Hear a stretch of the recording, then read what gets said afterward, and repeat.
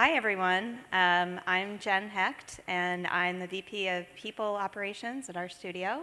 And I'm thrilled to be on the stage today with some folks. We're going to help us talk about building a career in data science, in particular around the use of R, but not exclusively R. So let me just introduce the panelists that we have today. Sitting right next to me, we have Sydeaka Watson. She's the founder at Correlasi Data Insights and also senior data scientist at Elicit Insights. We have David Keyes, who's the founder of R for the Rest of Us. And we also have Gabriela de Queiroz, senior engineering and data science manager at IBM, and also founder at AI Inclusive and R Ladies. So welcome. Yeah, very cool. So I thought we'd get started by asking each of you to talk a little bit about your own experiences sort of growing your career in data science. We've heard, I think, a few panelists today, or speakers today, talk about, what is it to be a data scientist? I just heard talk about salary structures, and I think it's a topic that's relevant for a lot of people in different ways. I'm interested in hearing a little bit about, how did each of you experience milestones in your data science career, or perhaps if you're a team manager or somebody working with people that are learning as data science, how do you think about, what are the stages of this, and how have you moved through them?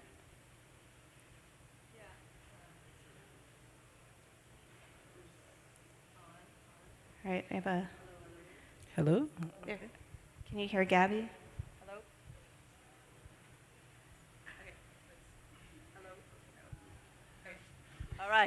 All right, this one is working, cool.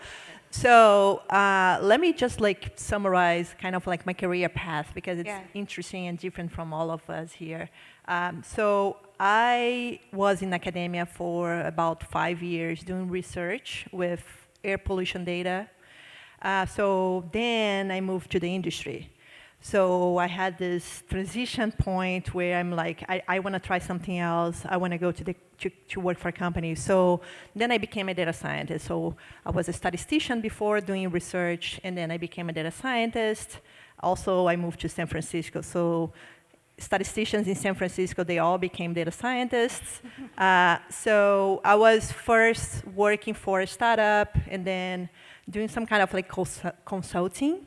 And then I moved to a different startup, and then became a lead data scientist, and then moved again, senior data scientist, moved again, became a developer advocate, and then I got to a point, an opportunity to become a manager. So it's kind of I don't know exactly what are the, you wait 2 years and then you did this. It's kind of it's when I felt ready. And I think becoming a manager was a big jump from all the other transitions that I had to go through. So I felt I think I'm ready to become a manager. Let's see how it goes. Yeah, okay, great.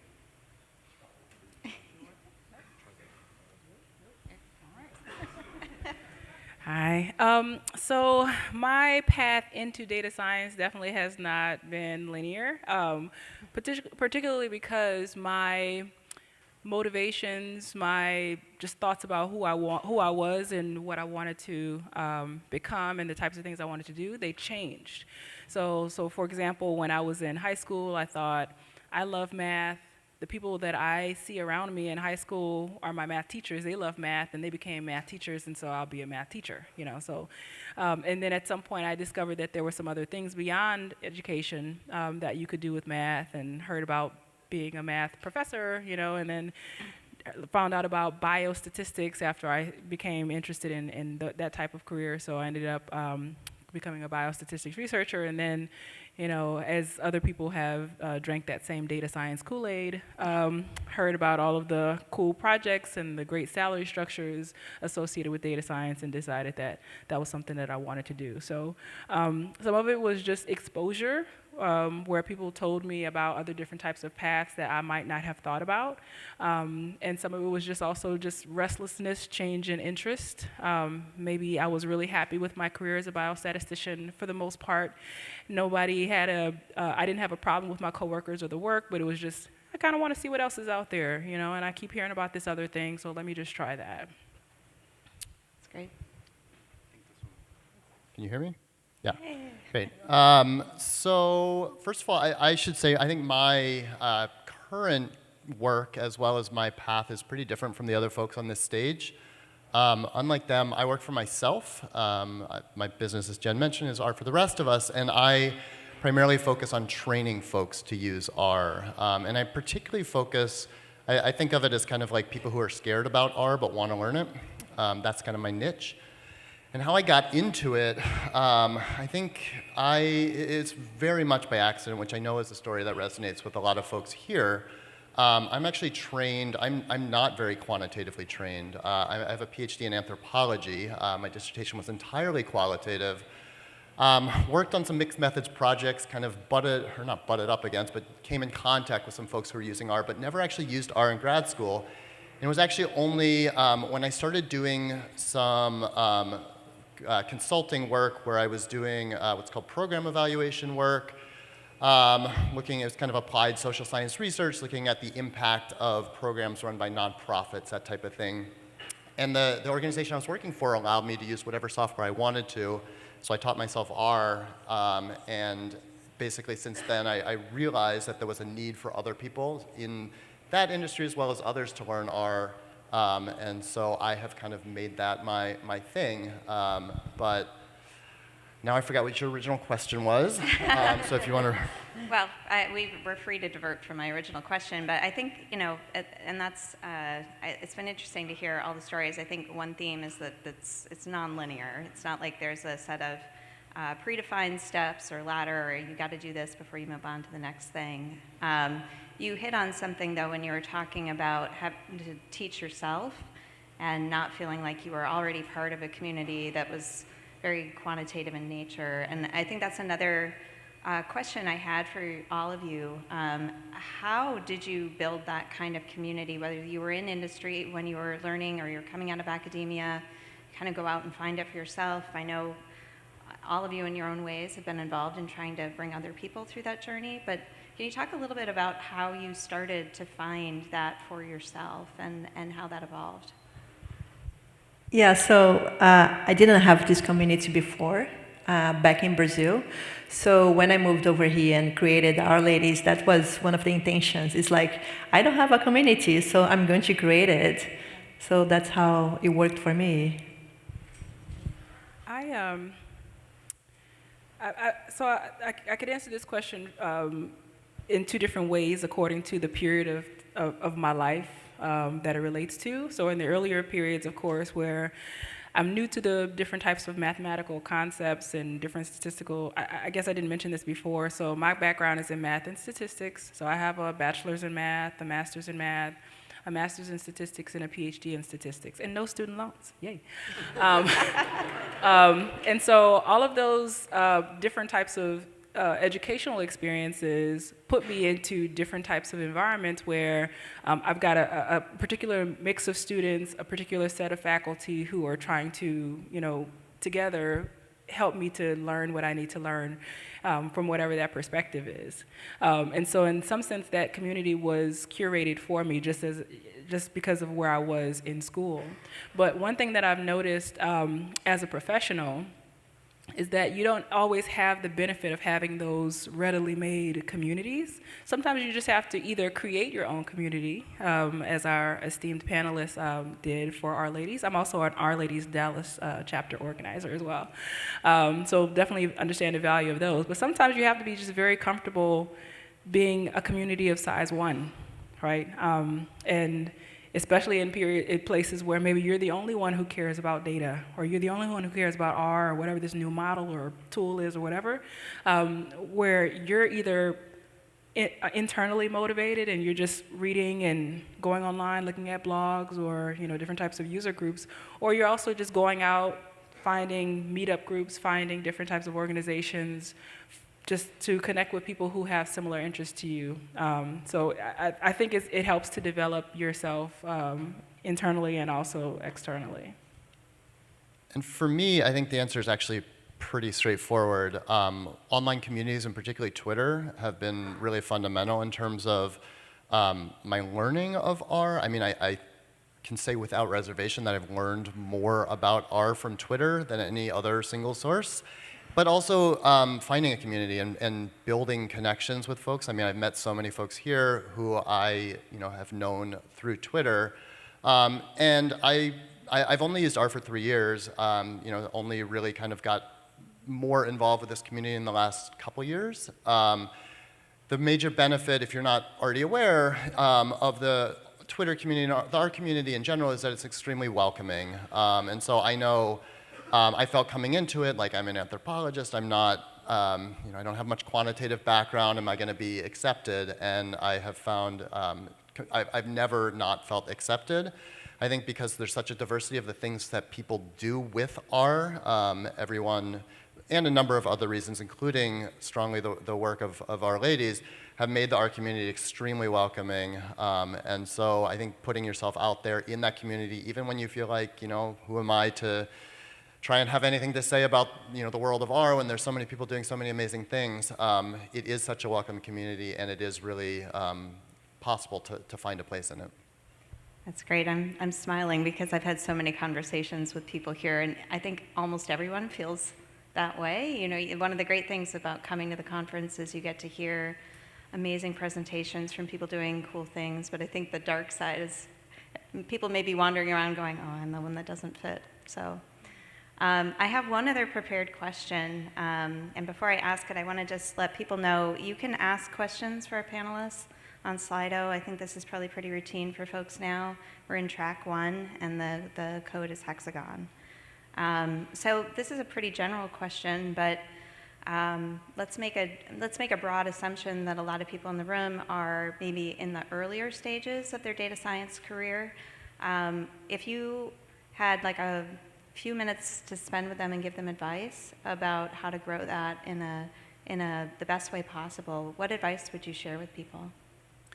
So I can start. So my background, I mentioned that I actually went to school for statistics and actually went into a biostats career, and that was before I even knew what data science was. So when I learned what it was, I realized, especially as I started looking through some of the different job opportunities, that they would ask for this long list of skills, right? And it was very intimidating. And we need a person who knows this, and they know this, and know this. And it was just, how can I get that expertise so that I can just get my foot in the door into this first role?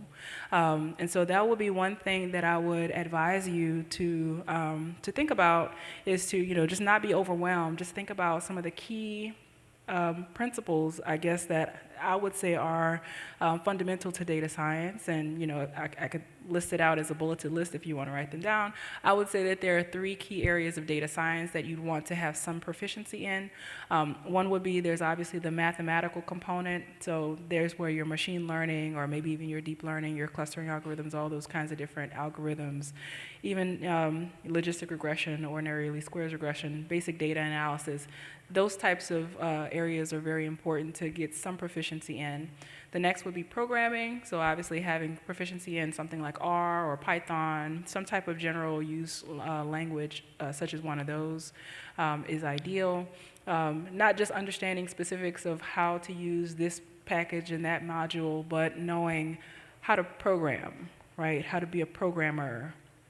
How to actually do the loops and if-then statements, and actually put together some piece of code that accomplishes some task. So that would be the second thing. And the third, I would say, would be the big data technologies. So some of you might be familiar with SQL or Hadoop, Spark, Hive, things in that ecosystem.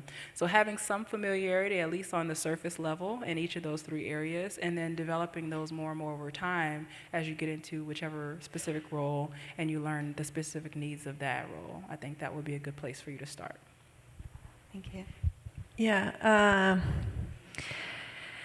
I agree with like the job descriptions and all that, but I think if you are a beginner, even like big data, like some companies, they are not there yet, and they are still on the Excel spreadsheets, CSV files. So like if big data is like a big thing, like you are not there yet, don't worry, because I still think there are several companies that are still doing small data, working with small data. But yeah, the job description is like don't even bother to learn all the technologies because like there is no way. Like I have no idea like how people know all that. That's the unicorn, right? So like the companies, they want the unicorn, and you as a data scientist, you don't have to know everything, because if they are looking for the unicorn and you are the unicorn, you're probably not going to work for that company. You are going to be working for a different company either. So if you are trying to get into the data science, I would say, apply for jobs. You are going to feel that you are not ready, and that's a feeling that you are going to have forever. You are never ready, right? So just apply, and try to get a sense of like how the interview processes are, because they vary so much. Like some companies are going to be asking questions around probability. Other companies are going to ask you questions more like general, like just to get your thinking and how you think about the problems. So I just say, if you are looking for a job, just apply. Don't wait, because you will never be ready. So my answer will be very much tailored to my work, which is basically as a consultant. I think I would offer two pieces of advice. One is to try and find a niche if you are thinking about trying to do some consulting. I mean, the advantage, or one of the major advantages of R is it's multifaceted, right? You can do so many different things with R. And as an R user, you know that and you get very excited. I think I've found with the consultants, or as a consultant working with folks, it can be overwhelming to come in. Because I do training, and then I also sometimes actually will do some work for folks. I'll get really excited and I'll say, well, we can do this in R and that in R and this in, these 10 other things. And that can be overwhelming for folks. And so I think really kind of like trying to focus on what you can particularly offer to a client if you are thinking about doing some consulting. So for example, I focus, when I'm not training, I mostly do data visualization, because that's an area that I'm pretty strong in. So having that niche, I think, is important. I totally blanked on what my other thing was. I will come back to it if I remember. Okay, cool. I'll just add that in my experience working in HR, most job descriptions are terrible. No, honestly, like especially in data science, half the things on there, there's no human that could possibly do it. So you shouldn't let that get in your head. I'll just add that. Okay, so with your permission, panel, I'm going to go to some questions from our folks out here. The first one has 30 people asking this question. I'm trying to decide whether to maintain a technical role or try to shift into management and decision making. Any tips on what to do if I want to do both? Yeah, that's a struggle that I go through, and before becoming a manager was the thing that I was most afraid of, is like, am I going to be in this sea of bureaucracy and then I'll lose all my technical skills that I worked so hard for several years? I was not sure. So I talked to a few folks in the company, especially the company that I work for, asking them, how was your path? And then how do you feel about keeping up with the technical piece as well? So in large corporations in particular, you can kind of like, you don't have to go one way or the other. You can kind of go in the middle. And you can also like always go back and forth. So you can become a manager and go through the management track, but you can also come back to the technical track for a few years and then come back again to the management track. So that's the beauty of like some companies where you can go back and forth. So you keep developing. The other thing is try to, get some time for you. Like let's say on Fridays, I try to schedule no meetings, and then I go to a corner in the room, in the office, and then I put my headphone on, and then I just do some coding or code review. So that's my strategy to keep me happy, because there is a piece of me that I miss if I'm not doing like technical work. I've had that same fear, actually, so I was actually kind of interested to hear what other people had to say about this, because I've been invited to go into management and, into director level roles, but I like having my hands on the data. I like having my finger on the pulse of all the different types of cool tools and strategies that are out there, and so I don't want to lose that. So part of me is nervous, so I haven't made that jump. But I would say that something that I really like those tips, doing things that help you to continue to work those muscles. So I know some people who actively had to go on HackerRank every day and do some coding exercises in the morning, or actually participate in code reviews and so on. So I would imagine that would be a really good strategy. Yeah. Just one thing that I was thinking now. So if there is anything that I need to measure, like let's say I need to measure something on my team, and then I'm like, yes, I have some time for me to create R Shiny where I'm going to measure something. So I try to translate tasks that I need to do in a coding exercise, so I keep up with my coding. Yeah, we can talk, like, it's a big jump. It's a big jump for sure. It's so different. But also, like, you are developing other pieces of your brain, your skills, that is going to help you also in the future as a coder, a programmer. So another example that I was thinking is one day I had to write something, and then it came, like things were coming through my mind, and I'm like, okay, I didn't forget those things. And then I became a better searcher, or like, I don't know how to say that, but like I can now search even better because there is some piece of my brain that got developed a little bit better, so I know exactly how to look for answers, where before I would struggle much more. So I don't know, it's something interesting, I think. And if you have the ability to, I want to become a manager, I'm going to give like a time, I'm going to time box this for 2 years, I'm going to try it out for 2 years. If I don't like it, can I go back? Yeah, that's great. And David, from what you were sharing before, you have your hands in doing direct work as a consultant in data visualization, and you're teaching, so you've been able to combine those a bit as well. And if you work for yourself, you get to do both. Yeah. Better or worse. Yeah, that's great. Okay, another very popular question up here is, can you talk about salary negotiations? Any tips? Okay, I'll start.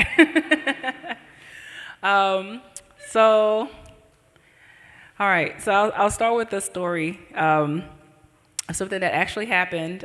So I was a contractor working at a company along with a friend, a male colleague who was also a contractor, and he ended up deciding to go into another company, and as they were negotiating his salary, they asked him, how much are you currently making, right? Which of course is the trap, right? Because the next company wants to just kind of keep you around where you are and maybe give you a little bit more, right? And that is the trap question that keeps the income inequality for men versus women so prevalent. But he got that question, and so he gave a very creatively high answer, right? Which I don't necessarily recommend, but I think he said something like, I'm currently making $200,000. And he wasn't making $200,000. He said, I'm currently making $200,000. And so the response was, oh, there's no way in the world I can pay you $200,000. The best I could do is $175,000. Is that okay, right? Which, to me, I would have never even dreamed of, giving some sort of number that high, because I think in a lot of times we don't value ourselves to be that. I'm not worth $175,000. You might be saying that to yourself. Well, maybe, I'll give them a lower number, or I don't want them to think that I'm just too greedy or something like that. So I think what helps in those types of situations would be to, first of all, understand the market, right? Understand what a reasonable amount of money would be for that particular role for your area, like geographic area, and also for your specialty and for your years of experience. And the worst that they could do is say no, right? I mean, you give them a reasonable number that is in line with a salary that you can justify. The worst they could say is no, it's a little bit lower. But I definitely just encourage you to, like I said, just think a little bit more outside of the box, and value yourselves, I guess, maybe higher than potential, because they obviously have a vested interest in keeping your salary as low as possible. They just want you in the door in the cheapest way possible. So yeah, I highly encourage you to actually negotiate your salary. You raise a great point about the prior salary. That's actually illegal. I know it is in Massachusetts now to ask that question in an interview. I don't know how many other states have gone there, but that's the reason why, is that it automatically kind of drags people down, especially those who are unwilling to get creative in their ask. One thing that I kind of learned to do is to have a network of people that I have some kind of like open space or open conversation where I can ask the questions. You know, I can say, I'm looking for a job. I have this amount of years of experience, and how much do you think I should ask for? And they say, oh, you know, I'm a senior person. I know that my company is paying around this. So I kind of like did a survey with like my friends or like the people that I know and ask them, what is the average or the interval that you think I should be asking for? The other good thing and tip is if you have any friend that is manager or hiring manager, ask them because they know a lot about the salaries in the industry. Yeah. So.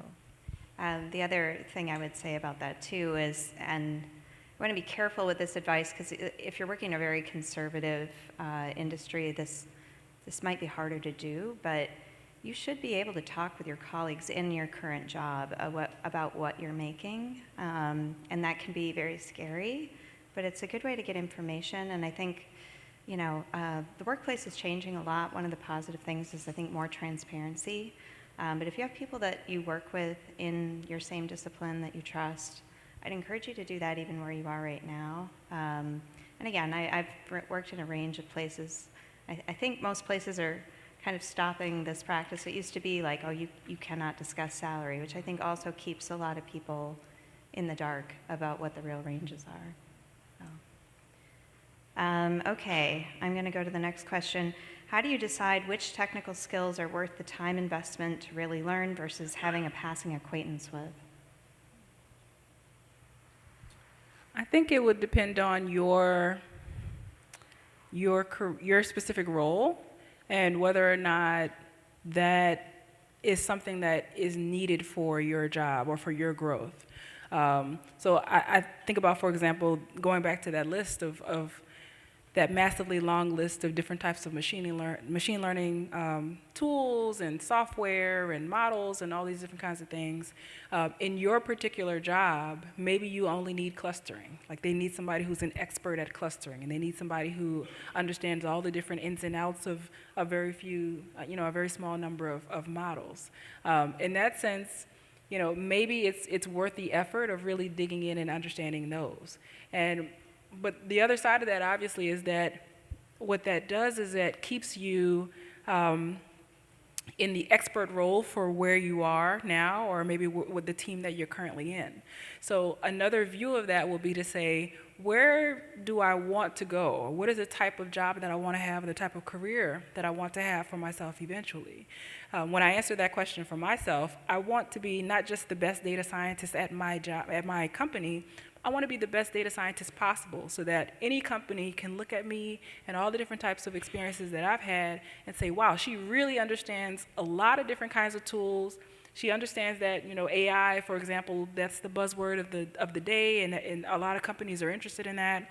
And so she's the person that I would want to call because she has that type of expertise. So I would definitely challenge you to think about your career and the path that you want to go on and figure out whether or not some of these different types of tools will be useful. And some of that requires, reading in the literature, but also looking at different use cases to see how other people are using it and the value that they're able to get from some of these different types of tools or models.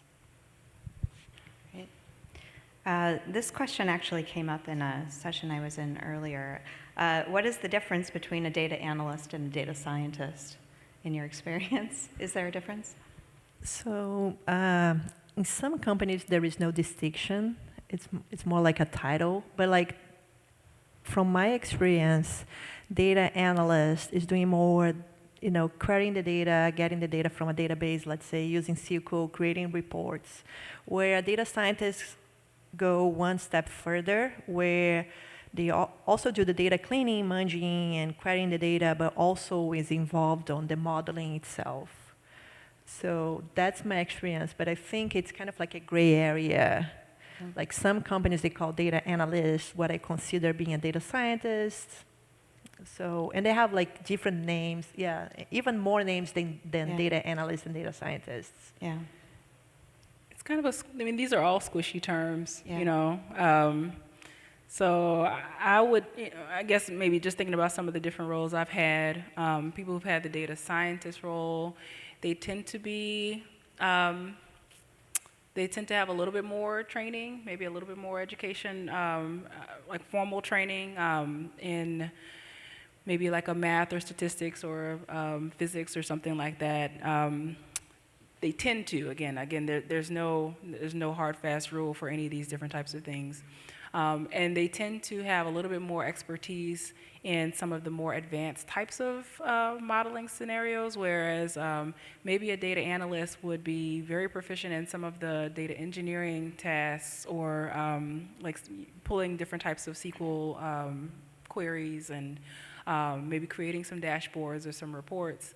But the deeper insights of trying to understand, maybe starting with the question of why are we losing so much money in this particular area of our company and this kind of product in our company? When I think of a data scientist, I think of a scientist, right? Where you actually have to start from the beginning. Nobody's handing you a CSV or telling you specifically which types of data to look at or what types of models to use and so on. You're starting from scratch and you're able to go through that entire scientific process and figure out, where your hypotheses are, testing those, maybe validating those, maybe circling back and, going back to the beginning. And so that entire process, I would think of that as that person that has that type of holistic set of skills as a data scientist as well. And one last thing is data scientists, they usually make much more money Yeah. than data analysts. So if you are in doubt, if you should write in your resume that you are a data analyst, a data scientist, go for data scientist. That's right. Yeah. Well, it gets complicated because in some companies, there's like the official job title that's owned by HR. And then they'll let people make up business titles that say anything you want. So I've seen cases of somebody gets hired as a business intelligence analyst, and 3 weeks later they're a data scientist. You're like, wow, that was fast. Okay, so a good question here about how do you handle being in a job with little or no mentorship opportunities? I kind of touched on this earlier. I've definitely been that, how can I say it? I've been that person that has the set of skills, that one particular set of skills that nobody else in the company has. So they literally cannot speak to me about it, on some kind of, not to say that I'm like inherently smarter than them necessarily. Everybody has their own specialty, but maybe I'm the only one that has studied this particular area. And so I can't talk to them about those kinds of topics. And so what I have to do is sort of create my own network. I have, just in the course of being a person who's interested in developing my network in Dallas, for example, I go to different events, I go to different talks and, just talk to people and find out what they're interested in. So then when I come across some kind of problem and I just like, oh, I don't know what to do or, where should I go next with this? Oh, wait a minute, David knows this. I know he sounds like the kind of person that would have that kind of expertise. Maybe I can tap him. So that's one area where it's when you think about technical mentorship. But the other path would be just growth for your career, right? So just figuring out, I want to be a director someday, or I want to be a technical leader someday. How can I do that, right? And so some of that is just finding people who have gone through that path that you're trying to go through.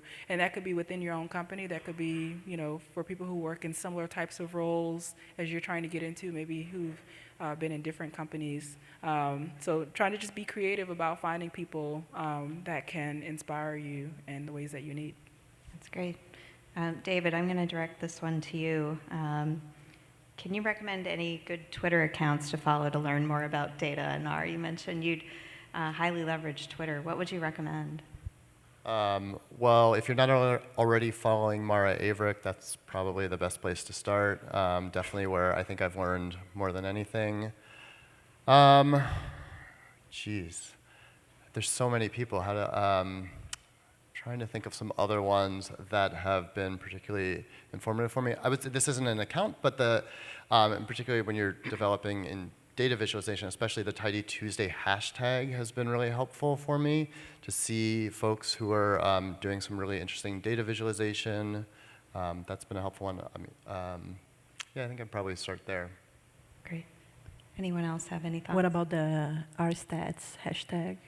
Yeah, sorry, I assume that was, but yes, RStats hashtag if you're not already following that as well. The other thing, actually looking over at you for a second, Gabby, makes me think that I really like the Our Ladies, We Are Our Ladies rotating curator, because it's really fun to see kind of each week. It's a different person who curates the account, and it's really fun just to see the different types of work that people are doing and the different packages they use. So I really like that account as well. Great. So this question is more about like R versus other things. So I'm fundamentally a generalist in my overall skills and my R skills, breadth, not depth. Is that a viable way to build a career, or is specializing essential? For sure. It's valid, you're saying? Yeah. No, like this person is saying that all they know is R. They're saying they're a generalist in their overall skills and their R skills. And they're wondering, is that a viable way to build a career, or should they be specializing within that? Either in data science or in R, I guess. Well, I think, again, there is a broad of like jobs. So you can be a generalist or you can be a very specific. It all depends. I think there is, maybe you have a better opinion than I, but I think there is space for everybody for being a generalist and to be a very like domain expert. Right. Right. So, and I think I touched on this a little bit in the beginning when I was thinking about the different types of ways to classify the different types of skills that are required or as part of a data scientist. And so I was saying, if I wanted to just be a person that a general data science company would find attractive, then I would have proficiency in machine learning, programming, and big data technologies. And as our esteemed panelists said earlier, some of those companies might not necessarily care about some of those, right? So they might not care about the big data part, maybe they only care about the other two. But when I think about it, again, unless you've already decided specifically, I know that this job in particular is what I want, and I know the specific set of skills that are required for that job, and I'm just going to keep on honing those skills.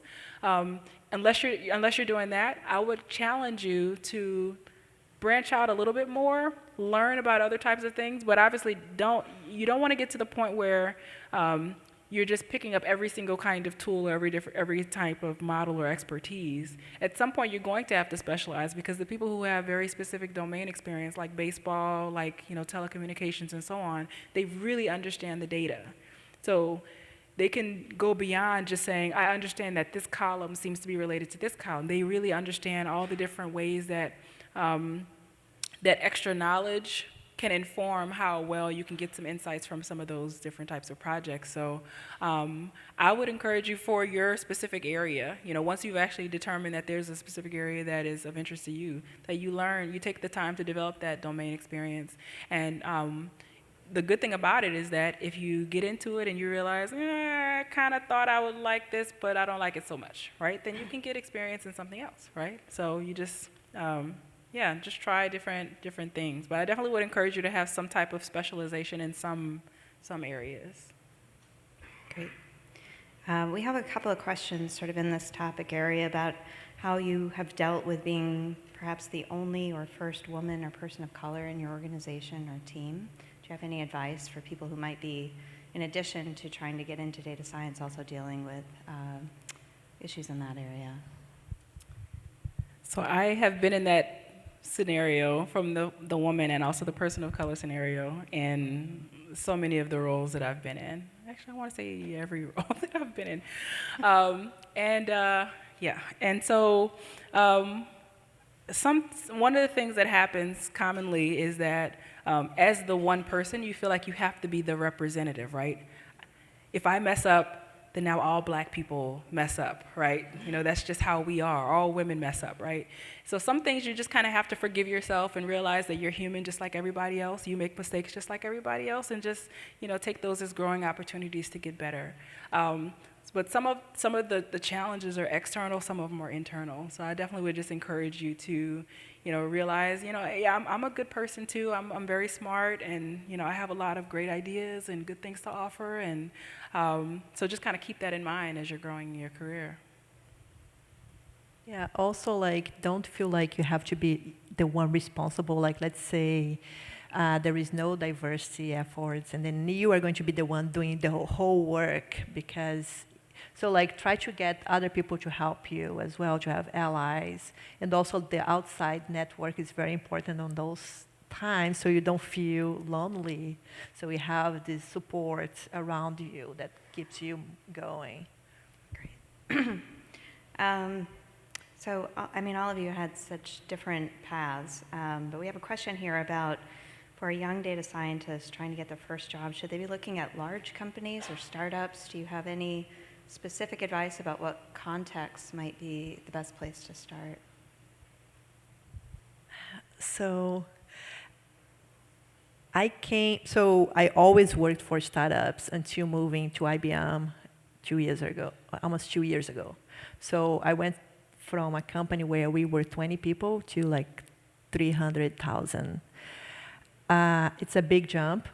I don't know what is better. I think if you are a beginner, the best company is the company where you are going to have support, mentorship.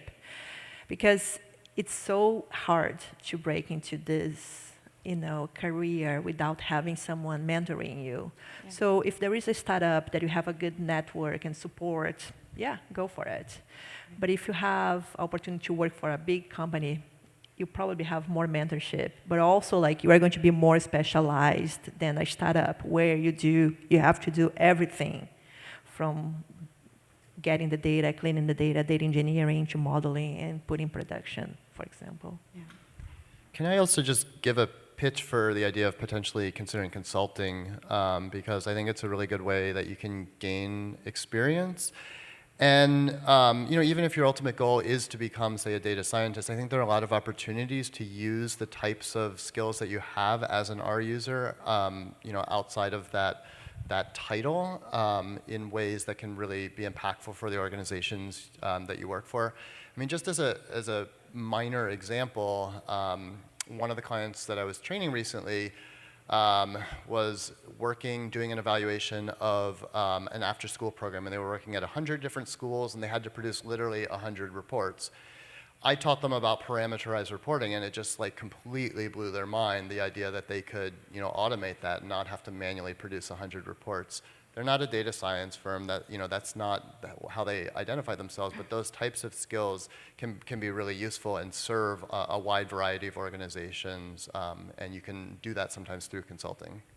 I actually have a follow-up question directed to you, David, on that point, which is, how did you get started consulting? How did you start out finding clients, and how has that changed over time? So I started out consulting. The honest answer is because I had twins 3.5 years ago, and I wanted more flexibility than in the job that I had at the time. I started out finding clients. I've mostly done online marketing. I offer online courses as well as trainings for organizations. I've tried to basically become a resource for other folks. So I write a lot of blog posts, really pitched at like newcomers, you know, learning about packages to make effective tables or that type of thing. And that's really been my most effective strategy to reach out to clients. That's great. So I think we're right at time.